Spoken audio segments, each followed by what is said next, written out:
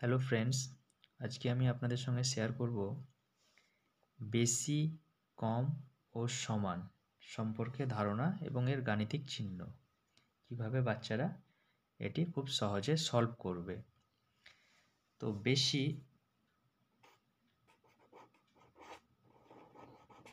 একে গাণিতিক ভাষায় বলে বৃহত্তর।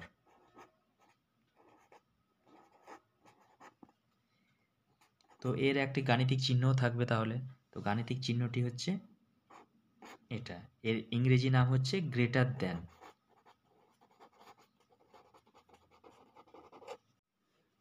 বাম দিক, ডান দিক। বাম দিকে দেখুন 7টি আপেল আছে আর ডান দিকে 5টি আপেল আছে। তো নিশ্চয় বাম দিকে ডান দিকের তুলনায় বেশি আপেল আছে। তো 7 সংখ্যাটি 5-এর তুলনায় বেশি বড়। 7 সংখ্যাটি বেশি বড় 5-এর তুলনায়। তো গণিতে তুলনায় বেশি বড় এর চিহ্ন এটা, গ্রেটার দ্যান। গণিতের চিহ্নের সংখ্যা বেশি বোঝাতে লেখা হয় 7 গ্রেটার দ্যান 5। তো কীভাবে লিখবে? 7 গ্রেটার দ্যান 5। তো এটা মনে রাখার খুব সিম্পল একটা ট্রিক্স। যে বড় সে ছোটকে দেখবেন সবসময় তীর মারছে। বাড়িতে ধরুন একজন ছোট বাচ্চা আছে, একজন বড় বাচ্চা আছে। তো ছোট নিশ্চয়ই বড়কে মারবে না, বড় ছোটকে মারবে। তো মনে রাখবেন এই তীর যে খাবে সে হবে ছোট আর যে মারবে সে হবে বড়। তো গ্রেটার দেন আমরা এইভাবে বাচ্চাদের বোঝাবো। এটা মনে রাখার খুবই একটা সিম্পল ট্রিক্স। এই তীর যে খাবে সে হবে ছোট, যে মারবে সে হবে বড়। এরপরে আমি ক্ষুদ্রতম দেখাবো। এবার আসি কম। কম একে গাণিতিক ভাষায় বলে ক্ষুদ্রতর।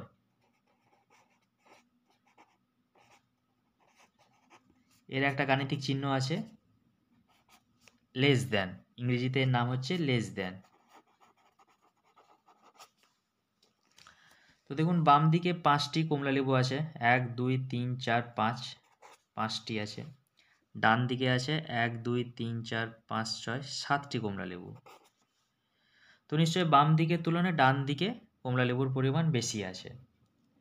তো গণিতের তুলনায় কম ছোট এর চিহ্ন হচ্ছে লেস দ্যান।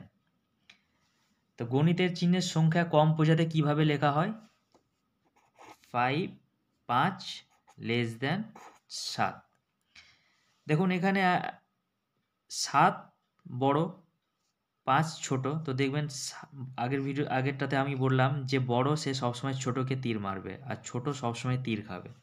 তো এইদিকে ধরুন 7 বড় আছে, 5 ছোট আছে। তো 5 সবসময় তীর খাবে। 5 লেস দ্যান 7।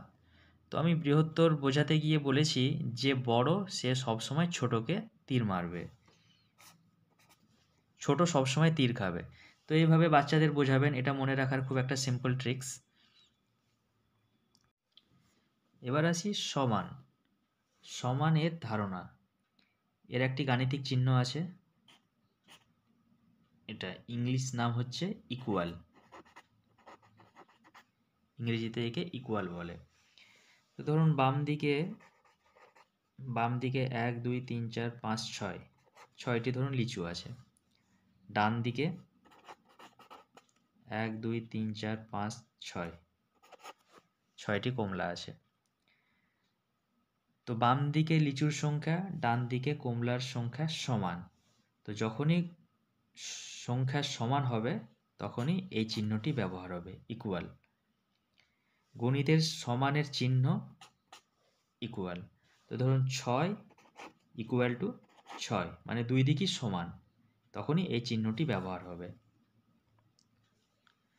যেমন ধরুন 8 ইকুয়াল টু 8, এদিকেও 8 এদিকেও 8, দুই দিকেই সমান আছে, তখনই এই চিহ্নটি ব্যবহার হবে। এইভাবে বাড়িতে বাচ্চাদের প্র্যাকটিস করাবেন।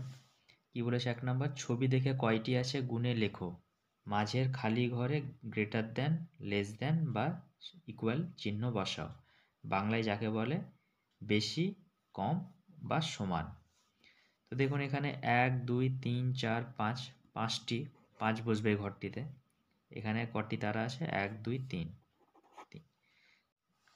5 গ্রেটার দ্যান 3। এখানে দেখুন 1 2 3 4 5 6 7 8 9 10, 10টি কমলা আছে, তো এই ঘরটিতে 10 বসবে। এখানে 1 2 3 4 5 6, 6টি কমলা লেবু আছে। তো 10 সংখ্যাটি বড়, তো বড় সবসময় ছোটকে তীর মারবে। তো এখানে 10 গ্রেটার দ্যান 6। এখানে দেখুন 1 2 3 4 5, 6টি মাছ আছে, 6 বসালাম। এদিকে এখানে দুটি আছে, 1 2, তো 6 গ্রেটার দ্যান 2। এখানে দুটি পাতা আছে, 1 2 2।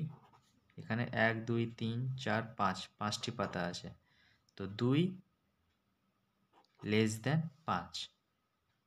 2 ছোট বলে বলে এটা এদিকে ঘুরে গেল, লেস দ্যান হলো এটা। 1 2 3 4, 4টি ফুল আছে, 4 লিখলাম। এখানে 1 2 3 4, 4টি ফুল হলো। তো দুই দিকেই সমান আছে, তো এখানে ইকুয়াল টু ব্যবহার হবে। এখানে দেখুন 1 2, দুটি লজেন্স আছে, এখানে 1 2, দুটি লজেন্স। তো দুই দিকই সমান আছে, তো তখন আমরা ইকুয়াল ব্যবহার করব। তো এইভাবে বাড়িতে বাচ্চাদের প্র্যাকটিস করাবেন, এতে বাচ্চাদের অঙ্কে কনসেপ্ট ক্লিয়ার হয়। যত শিখবে তত ভালো, অঙ্কে তাড়াতাড়ি সলভ করতে পারবে তারা, অঙ্কে ব্রেন ভালো হবে।